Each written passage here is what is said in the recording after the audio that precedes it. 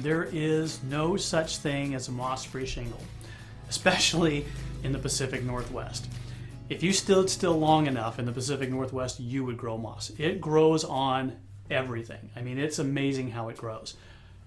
There are homeowners that think that they buy a shingle with moss protection. Again, that animal does not exist.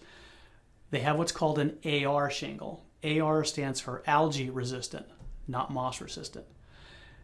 Some roofers are, either they don't know or they're lying to the homeowners when they tell them this. They'll get in the house, they'll say, hey, we'll get this better shingle, it's an AR shingle, it's not going to grow moss. Again, either they're lying or they don't know. It stops algae.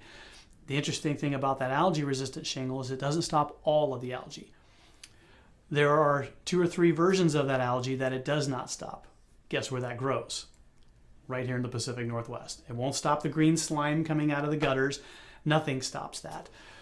But as far as AR versus moss control, AR stops algae, keeps that nasty black streaking that you may see coming off the roof, does not stop the moss.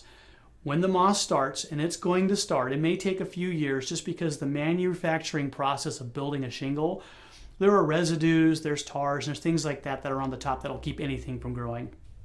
Get a few years of weather underneath that, all that washes away. Now you've got a nice clean roof for the moss to just start growing on. The dirt starts to sit on top, the moss grows on the turf, and it grows everywhere.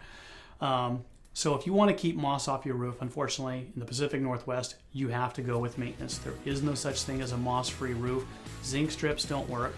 Call Roof Life.